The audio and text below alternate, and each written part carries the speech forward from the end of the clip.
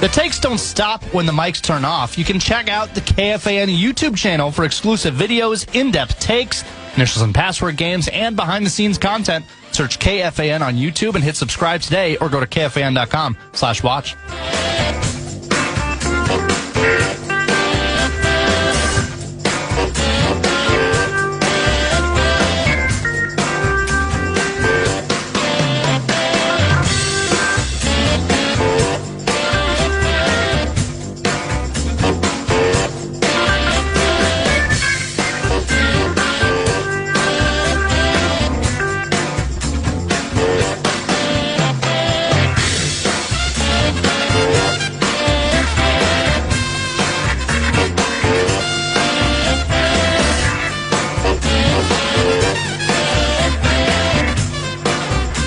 Welcome back. 10 a.m. hour ahead of us, and my guest remains in studio, Mark Dowdle, endurance athlete, speaker, content creator, doing some of the nuttiest stuff I've ever heard of. So, running, 500 miles and winning some of these events and Surrender. We were talking about that during the break. Cool documentary. A listener asked if you were in it, but you won the race this year. Yep. So not in the documentary. But definitely a winner of that race. Follow him on Instagram, mark.dowdle, and you can also go to his website. It's mark-dowdle.com. And before we get into some speaking and just kind of translating the things that you've learned on this continuing journey, in terms of how someone does this. So this isn't probably going to be a segment where, 1,000 people listening to this now, as thousands do listen, they're going to be endurance athletes 6 months from now. But a lot of people are curious, like, how does Justin Jefferson train? How does XYZ pro athlete? What is Quinn Hughes doing during the summer to skate the way that he does?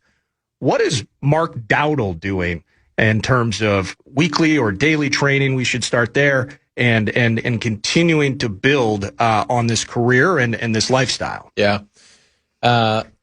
First thing in the morning, Monday through Thursday, I'm lifting weights for 2 hours. That's been a big part of my growth as an athlete over the last really 4 years, but more specifically the last 2 years is really dedicating time to the weight room, where I think a lot of runners leave that on the table.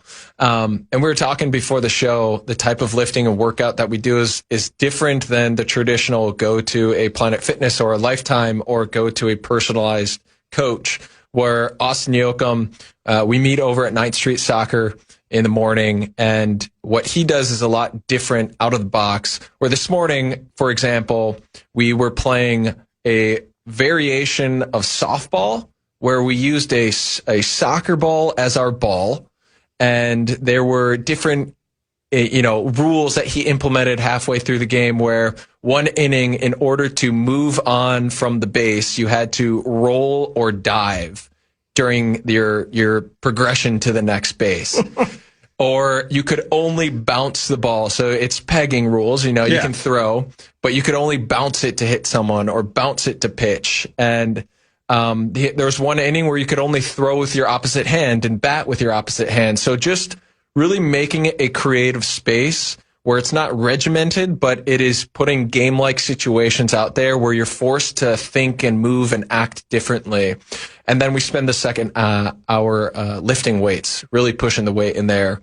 And we play all sorts of, games. I was telling you, we do this thing called JST Olympics, where we get alpha points for either doing the most pull-ups in 5 minutes or an isometric hold or, throwing a med ball across the gym as far as you possibly can, or there a flexibility or movement type of challenge. So that's been a big part of my training. And then really after that, it's, I'll do a track day with my friend Kellen. Today I'm between races right now, and it's really only a month difference of time between my last race and this next race. So I'll do about 7 to 10 miles a day just to maintain. And then in a normal training cycle, I'll do Calendar Club. I fell in love with that as my standard procedure, and it's worked for me. So pretty simple: lift, run, recover. So if it's the first of the month, you're just running a mile? Yeah. And I can hold myself back. I can just do a mile. A lot of people ask, like, because you get to a stage where, I mean, you haven't broken a sweat at a mile. No. But that's the fun part is you got to give yourself those days where there are days where you need to push it. There are days where you need to do the 20-mile days. And then there's days where 1 mile is just okay. So I'm not, I see so much value, and I was talking to you off air about just, it's something I think that we all know, like the value of movement. But in the end, we do find ourselves maybe in ruts or paths from a fitness standpoint. It's the way it's always been done. That treadmill looks quite comfortable and stationary. I'm going to take advantage of that.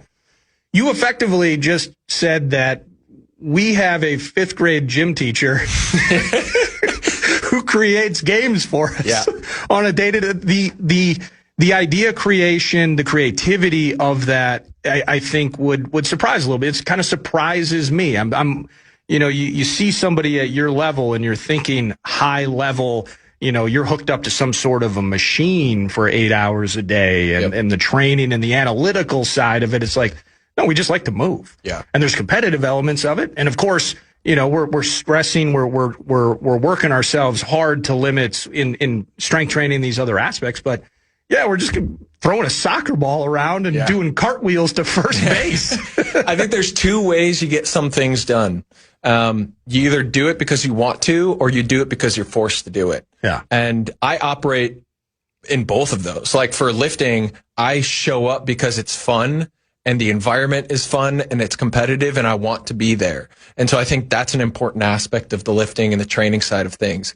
The running, on the other hand, it's hard for me to get out the door. I procrastinate. I push that off. And that's why I do calendar club, because then I have a structure that tells me what I have to do regardless of how I feel. And so I think, you know, for the listener at home, it's trying to understand how best you operate and then putting yourself in environments where you can have that be the way in which you move.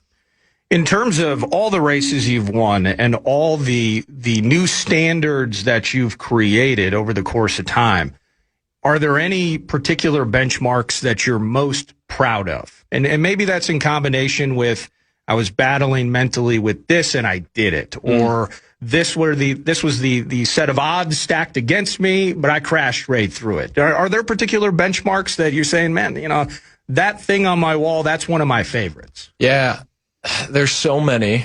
The one just more recently that stands out to me is I did a race in Tennessee back in June, and it was a different format than I traditionally do, where you run 1 mile every 20 minutes until there's one person left.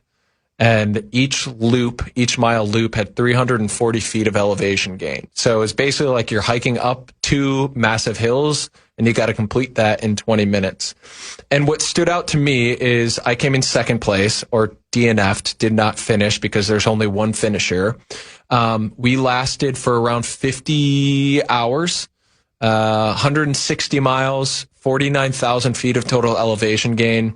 And around midnight going into the final day, we ended at 10 a.m. For those last 10 hours, I sort of knew that I wasn't going to win the race. The guy I was going up against is one of the best in the world.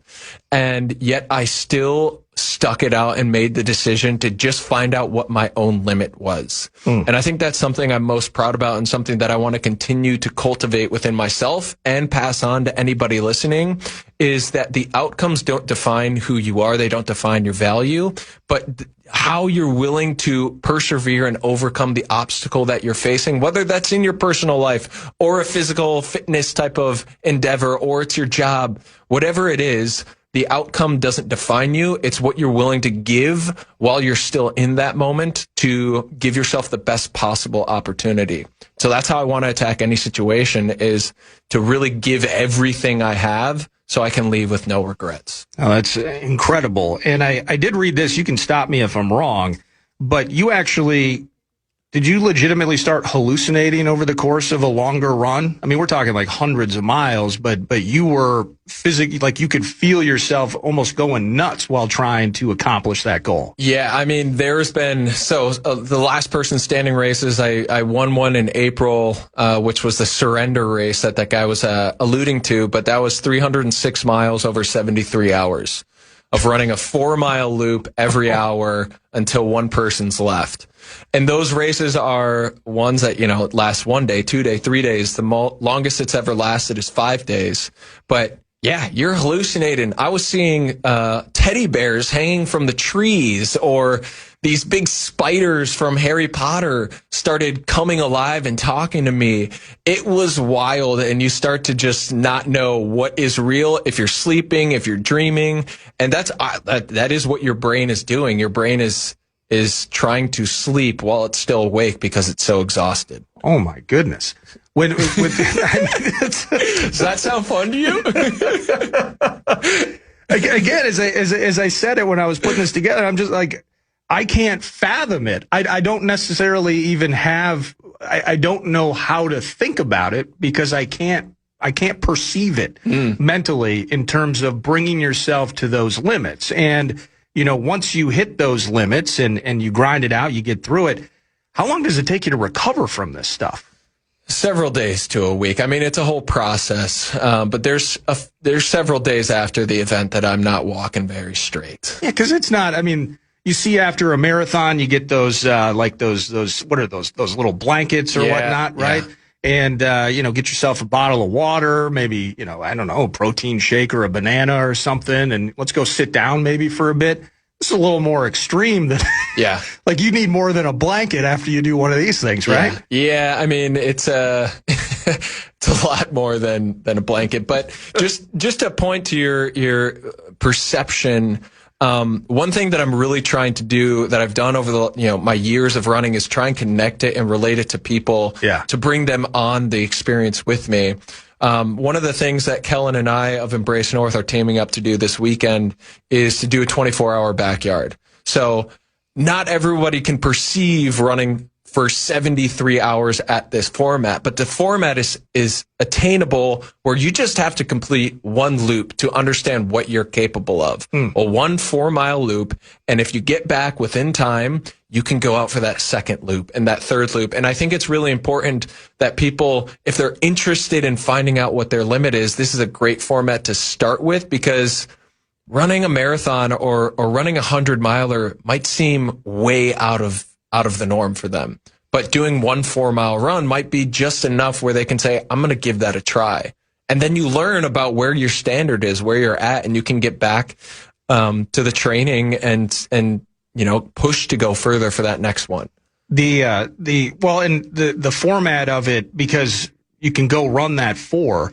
And you use the word, failing and stuff, failing while still succeeding in some respects, right? Hey, I made it 2 loops this time. I made it 3 loops and kind of building on that. And you learn every time. The speaking portion of things. So again, following Mark Dowdle, mark.dowdle at Instagram, mark-dowdle.com is the website. A lot of what you've talked about, and it's good that whether you mention your wife, you mention Austin, and you have a ton of great people in your life that are supporting you. But it's still kind of it's a personal journey. Sure. You're succeeding and overstepping standards that you've created for yourself. Yeah. You've set new markers. What's interesting about this, though, on the speaking side of things is despite this being a personal path, you found a way to bring this to other people's doorsteps and bring it to, it's not just about running, it's other elements. What is important to you about taking the advantage that you have of being able to share these stories and share your path with other people? I think just recognizing that I have a gift, and it would be a wasted gift not to share that with other people and help them to overcome the obstacles of their life as well. Because what I've learned through this experience is that my thoughts aren't the full truth. My feelings aren't the full truth. I'm far more capable than I give myself credit for. And yet I'm doing these incredible things. And yet I still feel like an imposter. I still feel like maybe I'm not good enough in this area. And I have to continue to battle that each and every day. And in college, for me, I was a troublemaker, in terms of like, I got in trouble with Pub Safe. I had to sit out a spring football season because I got in trouble with Pub Safe. Like, And part of my reasoning for going back to like college football teams and doing this non-alcoholic beer mile is to pass on the wisdom that I wish I had when I was a college athlete, and to see if I can help steer some lost kids like myself onto a better path forward. And I think, you know, everybody's looking for a way to improve themselves or to get out of a current situation that they have. And I just have tools that I've learned to help me in certain situations. And if it can help you too, then we all grow together with that. How do you match that with content creation? So, you know, building yourself on Instagram and continuing to share this message, you know, what's the process for you in terms of, you know, this is either interesting or not interesting to post, you know, keeping it fresh for yourself. You know, we were talking off air again, you know, just kind of social media, the accessibility and the expectations that come along with that, right? People are going to follow you and they want some new stuff and they want it as often as possible. What's that been like in terms of building that brand, surrounding something, again, that the majority of people are not endurance athletes. Right. The majority of people are not aware that you won this race or that documentary came out, but you found a way to make it interesting and accessible via social media. Sure. Yeah, I mean, that's a great question. And I think the balance that I have is I'm not dance monkey dance. You know, I want to share and help people online. But if you go to my pages, you're not really going to find running plans or like how to become a better runner. A lot of it is mindset and problem solving and recognizing that it's not my job to determine if what I'm thinking about is going to be helpful to somebody else. It is just trusting that, hey, this is something that I'm learning today in my process and I'm going to share it.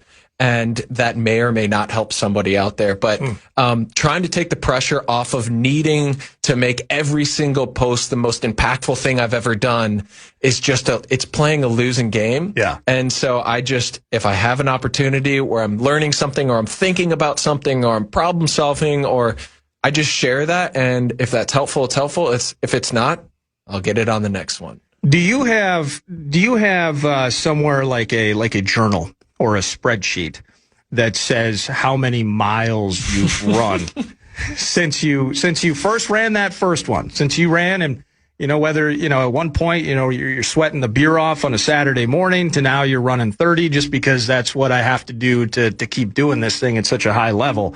You know, it's 10,000, 20,000. Oh, it's more than that. I was going to try and pull up my Strava.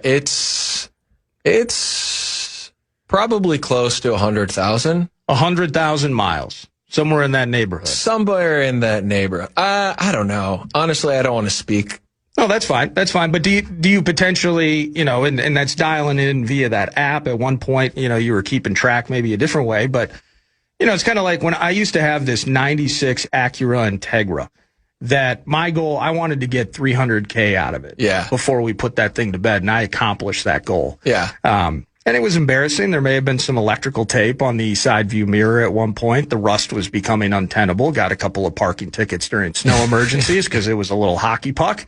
But do you have a goal like that where, you know, it'd be cool to say I ran over the course of my life, I ran 250,000 miles. I ran 300,000 miles. Do you think about it in those terms, or is it more, it's probably more day-to-day event-based, right? It's more day-to-day event-based. One goal that I have every year that I don't actually put a ton of effort into trying to accomplish, I just try and see at the end of the year if it's happened, if I've ran more miles than I drive in my car. Oh, wow. So that's a goal I haven't hit. I was about 600 miles shy 2 years ago. And so I've been close. There's one year I ran over 5,000 miles. 5,000 miles. Yes. Holy cats. Well, this is thank you for taking us on this journey, man. Yeah. And whether it's your work with Aussie, so that's 9th Street Soccer. Yep, 9th Street Soccer and Coffee. And then if people are interested, because again, I'm fascinated in the mental element of it more so even than the physical, from the standpoint of, you know, you're teaching your brain to do some things that are incredibly difficult. Yeah. And as I mentioned, tough to perceive, tough to understand for individuals like myself, and connecting that to other elements of life. Is the website the best spot for people to go? If it's like, hey, I want to learn more about Mark, and I got a group going on. You do speak to various groups and things, right? I think that's and plus the Tommy connection with Abbott and such.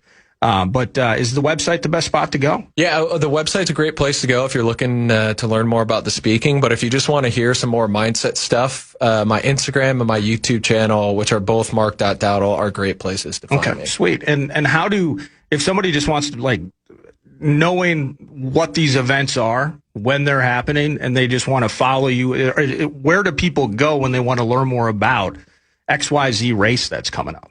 Instagram would be a great place. Instagram as well. Okay. Yeah. Well, that's sweet. What is the next one coming up? I have one. So the next official one that I can talk about is Big's Backyard in October. It is a race that happens where the format is 4 miles every hour on the hour. But this is a Team USA. So there's a 15-person team. I'm one of those people. And we start at the same time. 74 other countries will start at their home course, and we see which country is the last country standing. Wow. So it could go on for 4, 5, 6 days, and Team USA is going to do our best to be the best country in the world. Okay, now I want to ask this. Which country generally dominates these? Because if I'm watching the Olympics, or if I'm watching, hey, guess what? Which Kenyan just set the new greatest record at the Boston Marathon, right? They have been traditionally well known for dominating distance racing. Is that similar in the endurance side? A little bit different, especially with the specific sport that I'm in. USA, Australia, and Belgium are the top 3 countries. There's a lot more countries coming along. New Zealand's got a few good runners, but those 3 countries, USA being one of them, we have sort of dominated. Stupid question number 2. It could be stupid question number 15. Are you able, or people that run and train the way that you guys do to accomplish what you guys do, is that something where you would almost have to pare it back to run just an average marathon, right? And are there people that I'm unaware of, but would be well known in the running community, that once, nice little Saturday, I guess I'm just going to go run this elite marathon? Are there people that kind of pare it back and kind of mix and match different events and types of running? Yeah, I mean, if I were to do a marathon and do it well, my training would have to be entirely different than what I traditionally do, because a lot of it is slow miles, just getting out for long miles and time on feet.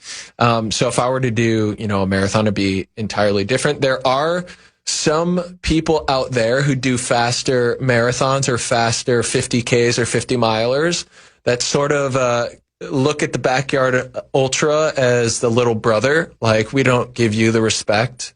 Oh, and really? We could just step into your sport and break world records. So there's a few of them out there that I've called out. And we welcome you to join our sport and show us what really you can do. Welcome to Thunderdome. Yeah, right? Let's go. That is okay. So I guess a question I didn't ask. So if you're running what would be an average mile time? Because people are looking at like, hey, a good marathon, if I can run average 6:30 a mile in a marathon, I'm generally doing pretty good, right? Sub 3 hours or something like that. But when we're going for size, when we're going for distance, that's an entirely different type. So that makes sense. What would be, are we talking 7, 8, 9, 10 minutes a mile? How does that work? In the sport that I do, because I have an hour to finish a 4-mile loop, I'm running 11.5 to 12-minute miles. Okay. And it's about playing the long game. Right. Okay, so and on the back end, you're probably still wanting to average, so it's the consistency over time. The biggest challenge with the Backyard is, yes, the distance, but it's dealing with the unknown, because there's 150 people that start the race, and the race does not end until everybody but one person has quit. And so you might be out there with 10 people and you're 2 days into the race and you have no idea when it's going to end. And that starts to mentally mess with you because you're just like, everybody looks strong. This could go on another 2 days. Yeah. Do we have like medical professionals on, just in case? You're halfway around the loop and you've probably run by somebody who just gave up. Like they gave it their all, and that's still high end and elite, but like there's just somebody sitting on the side just going, hey, I need somebody to help me back to camp. Yeah, I mean, with the 4 mile loops, it's close enough where there's medical staff on site. If you're looking for an even greater inspiration story than mine, check out this year's BPN. There was a guy named Mike Egan. He's a veteran. He is in a wheelchair because his legs got they got taken out in overseas during battle, and he was doing the BPN race that I won, 4 mile loop. He lasted for 27 hours, and then it poured rain, and because the mud was so thick, he couldn't wheelchair his way through the course, and so he got out of his chair and started dragging it behind him. I'm getting chills talking about it. You're kidding me. If you look up Mike Egan, Egan, his story is insane. He is another great person that I look up to in many ways because of his just commitment to doing whatever it takes to get to that next level.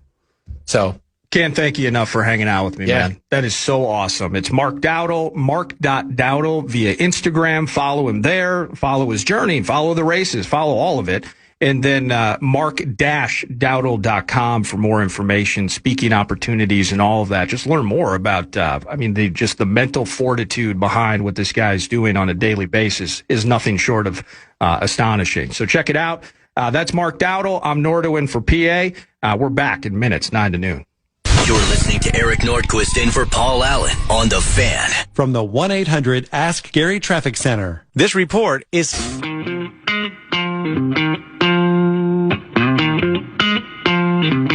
Your chance to score a Mall of America Summer Mystery Prize is back. Grab one at any of our KFAN events throughout the summer or anytime you see the KFAN street team.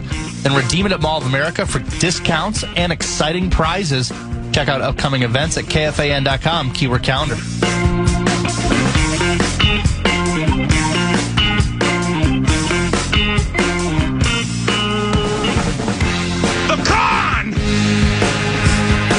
Personal foul.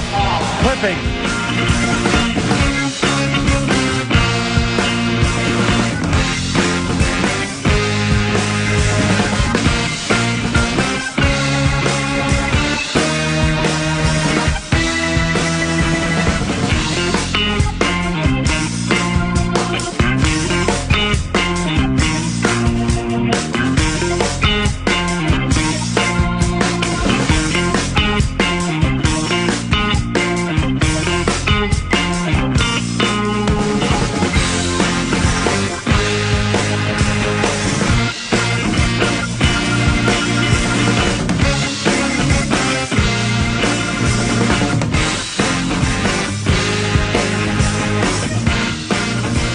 Holy cats.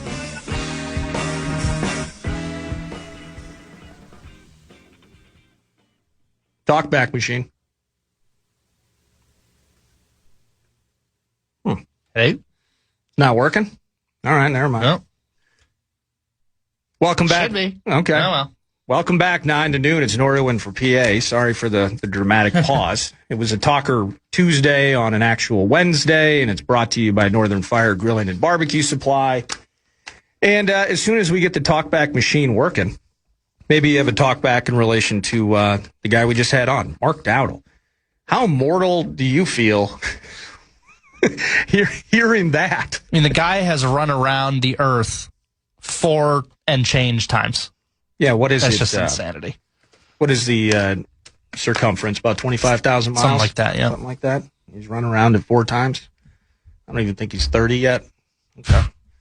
No, it's incredible. I was glad that the Chad Abbott had mentioned that I believe that he had spoken with their football team at some point, and at the high school level, and just kind of fascinating the mental elements. It kind of like the conversation with the World Cup. And if our best athletes all played soccer, they would dominate. You know, it's kind of the idea or part of the talker. I'm sure you've heard that, Brett. But is that accurate? Is it true? The idea, you know, the mental side for me, the technical skill, the intuitiveness, the the anticipatory skills that go along with it, I think makes it a little bit muddier conversation. But, the perseverance and the mental side of all athletics and really any stage of life where, here is XYZ goal, here are the limitations and roadblocks. And I see it in my own life where I'm looking for the route of least resistance.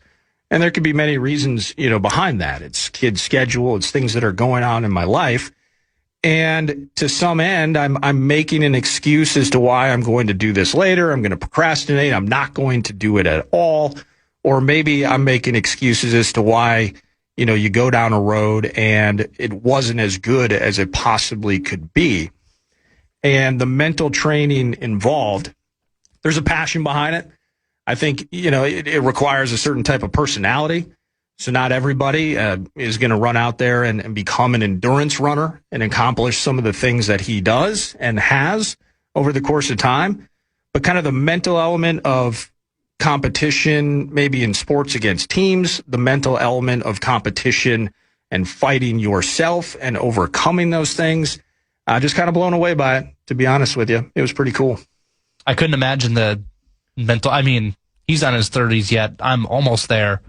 And I think, even doing 1% of what he does would be a challenge. So that's the mental aspect of it is fascinating that someone can get to that level in that headspace, because that's something that you can't really fathom if you're, like me, Joe Schmo, sitting on the couch, eating chips, watching professional athletes doing, they didn't do that well enough. Well, I'm trying. That's why I'm trying to balance it now, too, where, first of all, incredibly fascinated by it, enjoyed the conversation. And I think it was being streamed via our YouTube channel as well, KFAN.com/watch. You can, if you missed any of it, you can check it back. A couple extended segments with Dowdle. I'm balancing, wow, I'm fascinated, in some ways inspired, impressed, all of those things. I'm balancing that with, man, I'm a fat idiot. Man, I'm lazy. It starts to creep in. Come on, man. This guy's running 30, 40 miles a day, and I'm annoyed that I got to take my dog Archie for a walk, for a 1 mile walk around the marsh behind my house. And he's doing a multitude of a factor times 10 and 20 and 30 times that in a day. And I'm saying, man, it's going to be. And I mowed the lawn yesterday, and I made sure to do it at like 9:30 so I could get inside and hide and watch Spain, France. But so I'm balancing, wow, that's super impressive. And man, you are a complete loser, Nordo. I'm balancing those two things as we move forward. Thanks again to him. Thanks to Abbott for making the connection. That was a fun hour. And at 11 o'clock, fun midsummer catch up with Ryan Burns, Gopher Illustrated, excuse me. And we inching closer to camp, inching closer to the 2026 season. We're going to chat maroon and gold and college football at large, a dominating Big Ten season potentially ahead for us here. But when we return, we're going to do some news, catch up on things with Brett Blakemore as we keep the train moving here, 9 to noon. Nordo in for PA. You're listening to Nordo in for PA on The Fan. Our iHeartRadio Music Festival. Presented by Capital One.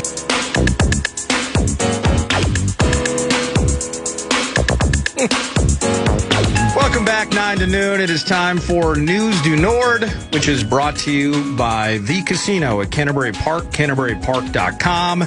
And it's live racing in play. I think they just had the Clydesdales there this last weekend. And you can play poker, blackjack, and table games all year round. Go to CanterburyPark.com for all event details. Where are we going? Our favorite hockey team first? What do you think? I'll leave it up to you, Brett.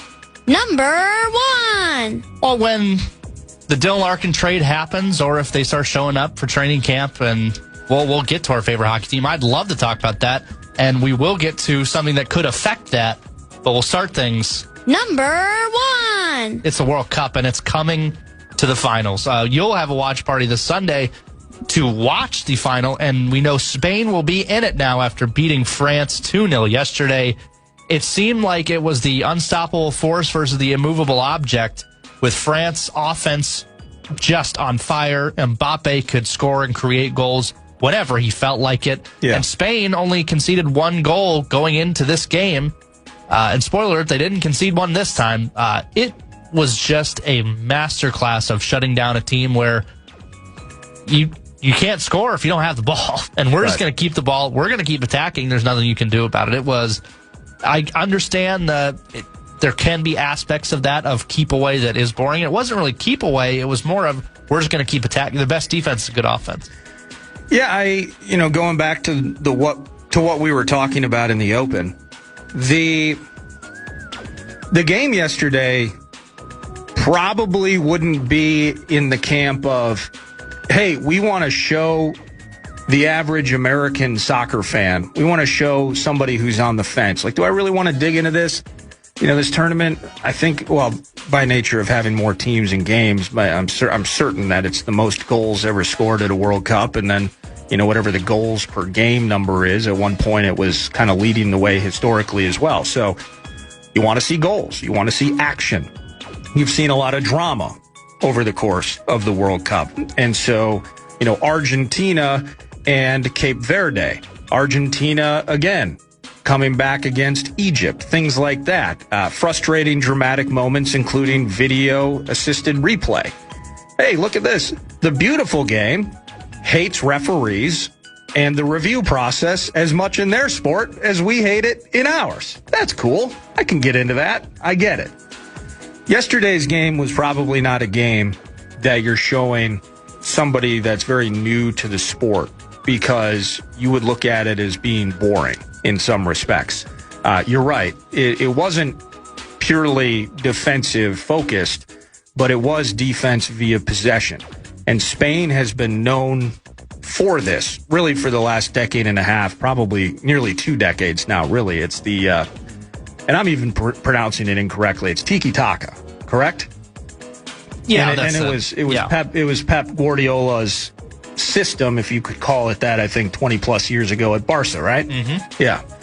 And it is death by 1,200 passes. And to an average fan who's like, I like to see action. I like to see goals. I don't like 1-0. I don't even want to say nil, much less see nil on the scoreboard. That can be a problem with this particular system. Now, what Spain has done is they got some guys up top that can put the ball in the net at a high level. Yazbal, Lamine Yamal has not, I think he just has the 1 goal in this tournament. Was offside yesterday on what I wish would have been his second, but it wasn't. And so what you watched yesterday, you have to dig in the weeds a little bit. Again, it's not I know more about the sport than you do. It's just aesthetically, it's kind of shocking and maybe not interesting. It was one of the most unbelievable and impressive dismantlings that you will see in a World Cup game. France is inevitable. France is a freight train. France is a juggernaut. And they had no bleeping chance. That's why I tried to liken it to like those grimy and just kind of gutted out hockey teams. The style of play where you can't score if you don't have it. And we're going to lean on you physically in the boards. Every single thing you do throughout the game is going to be painful. That's what it was for France yesterday. And you're not going to have the ball. You're not going to have possession much. And that was France yesterday. And so props to Spain. And, today we can talk about who's going to win today. I don't know how either of these squads has an answer to that, at least at this point.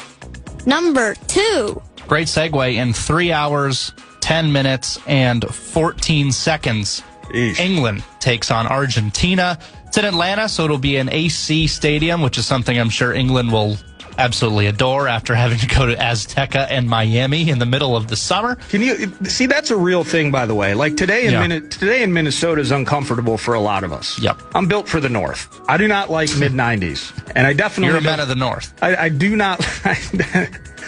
The Thrones podcast was fun, was it not? So good. It was fun. I love revisiting that. House of the Dragon, I can't get into it. You got it. This 3rd season's really good. Okay. You got to give it another chance. I think it's more of a binge show because there's so much going on that you need to just fly through it. So maybe wait until the end and then try again. That's what I'll do. The men of the North. Norway and England in Miami is torture. It is torture. And that's where, I mean, all the fun bits, hey, you're experiencing air conditioning for the first time in your lives as British fans, and some European fans come to the United walk States. into Cowboy Stadium. This place is aircon. Hold on. Duh. It's 68 degrees in here, and you don't have all the windows open and 18 box fans trying to circulate air? What's that all about? The temperature-controlled nature of it, I saw somebody that's been... They said, I knew Spain was going to go to the final because they played indoors more than any other team throughout the tournament. And I'm thinking to myself, into the tournament, they're basically co-favorites with France to win the whole thing as it is. And, you can talk about African nations, right? African nations play in some incredibly warm environments as well. Mm-hmm. Some of those countries weren't fazed by Miami and other areas, or even the altitude at Azteca. Other elements to where they play and how they play it really didn't yield to the particular conditions of the spot. So, but this is going to be climate controlled today. The English are going to love it. I just don't know if they're going to love what Messi and company are going to do to them. I did see a note, playoff wins at Cowboys Stadium at AT&T. Cowboys 1, Packers 2, Spain 2. They have more than the Cowboys do. Let's go here. Did you see that? I think Jerry Jones got booed on his own big screen at his own stadium yesterday. That's great. How is that possible? Yeah. Well, I know why they show him. There were a lot of luminaries and have been at these games, but Jerry Jones taking an L in his home spot. That's kind of tough. You think it's England or Argentina today? Are you wooed by Bellingham? I am wooed. There's a reason he plays for Real Madrid.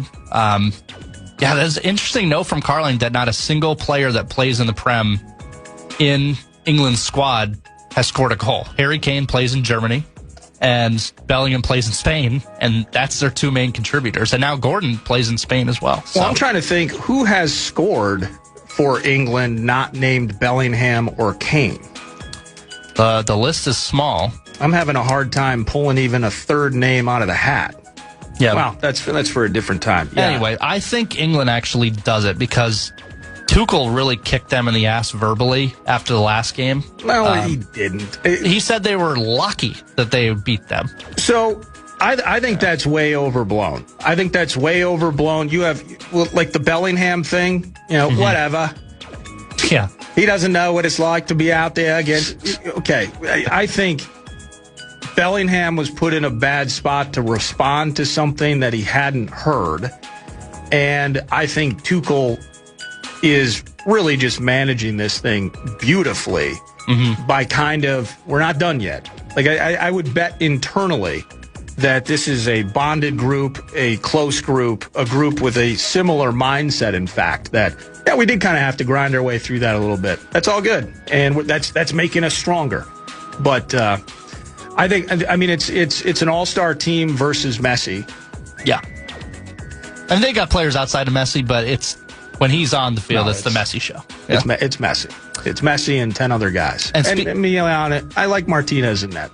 And for all the people that, I've said it before, but we're so up in arms that the U.S. team could dare have a coach from outside the U.S. He's from Argentina. Oh, my gosh.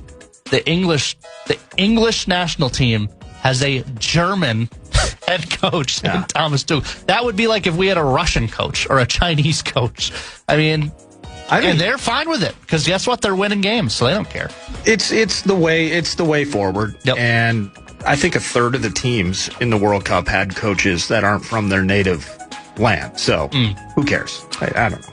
Number 3. Do you want to go MLB All-Star Game or Quarterback the TV show? Because probably only have time for one. Quarterback the TV show. So I watched the first episode last night. The entire thing is out. I did see the clip. Somehow I like Baker Mayfield after the first episode, which I didn't think I would hate him, but I feel like every time, and Joe Flacco was great as well. the Super Bowl MVP Corvette is stuck in a garage that's dusty and won't start, but he just keeps it just because. There's just so many good stories, and I really enjoyed it. But the one clip that I saw that just has me cackling is it did go viral. It was in Seattle where a fan was heckling Baker Mayfield in the tunnel, and Baker started to go back at him. That's right, yeah. Well, it turns out, I don't know if they showed it on the broadcast, and maybe I just missed it. He went after the comeback victory.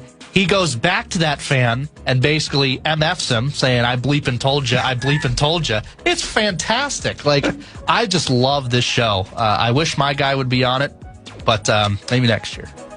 Do you think Jordan Love's interesting? I really do.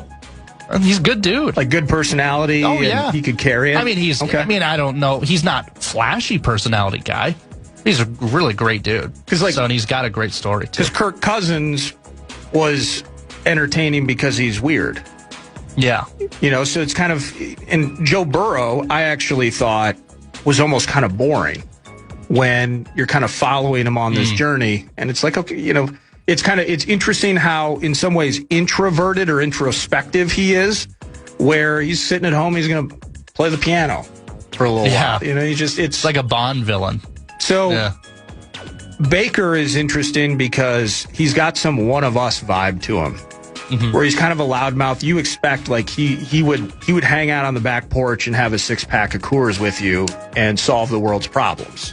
Like Baker's personality overwhelms you versus maybe the backside details. In some ways, it's almost like Baker is what we think he is. You know what I mean? Yeah. Where, certain other guys you might learn something about, you might peel away a layer to the onion, and it's like, oh, that's super cool. Did not know that. Yeah, like Jaden Daniels is shy. Huh, that's neat. Didn't know that. Yeah. Oh, yeah, actually we do. So, but to that end, Quarterback's a sweet show. I love it and excited. I haven't sat down and started the binge session yet, but we'll do so. That's News to Nord, and it's brought to you by The Casino at Canterbury Park, CanterburyPark.com. Ryan Burns, Gopher Illustrated, around the corner. That's next, 9 to noon on The Fan. It's Eric Nordquist in for Paul Allen.